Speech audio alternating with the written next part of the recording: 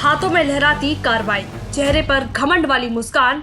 हम कोई web series की कहानी नहीं बता रहे हैं, हम बता रहे हैं यूपी के हालात जो योगी जी के सीएम बनने से पहले थे।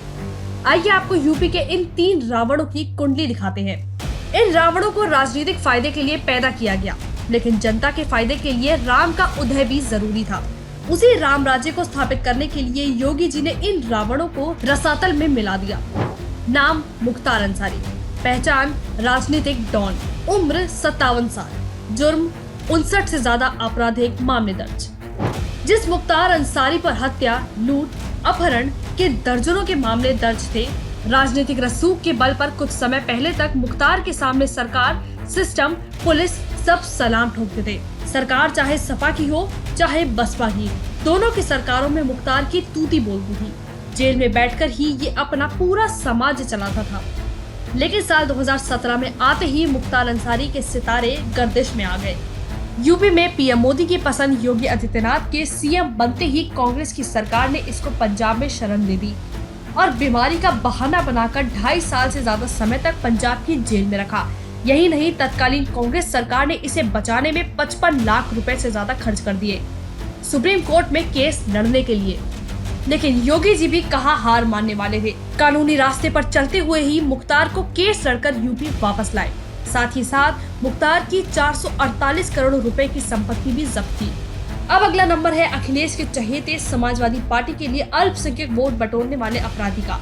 नाम आजम खान, पहचान सपा नेता, उम्र 74 साल, जुर्म 100 से ज्यादा आपराधिक मामलों में नाम।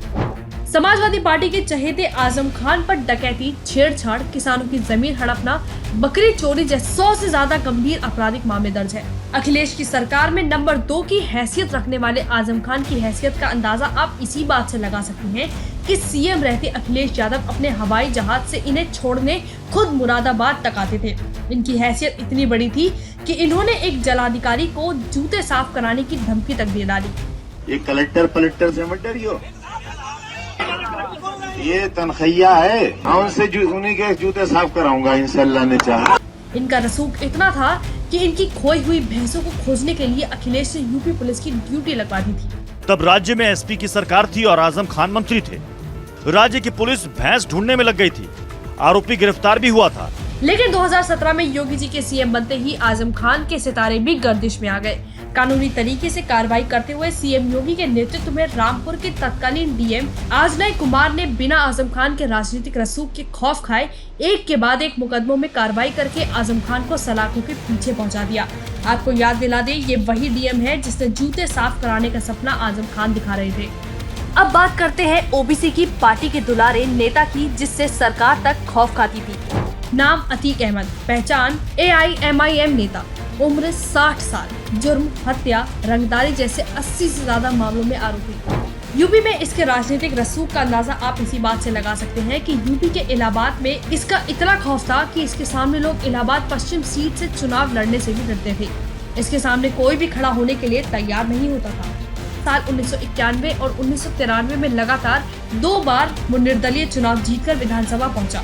लेकिन साल 2017 में योगी आदित्यनाथ के सीएम बनते ही इसके खौफ के दिन भी लद गए। इसके खौफ को रौंदने के लिए योगी सरकार ने इसकी संपत्तियों पर इतना बुलडोजर चलाया कि इसके 300 करोड़ से ज्यादा की संपत्ति नष्ट हो गई। यूपी का सबसे बड़ा राजनीतिक गुंडा आज अहमदाबाद के साबरमती जेल में अपने अंतिम दिन गिर रहा है। इन सब के बाद आज भी अतीक का राजनीतिक फायदा उठाने के लिए ओबीसी ने इसे अपनी पार्टी में शामिल कर लिया और इस माफिया के सहारे अल्पसंख्यक कार्ड खेलने की कोशिश कर रहे हैं।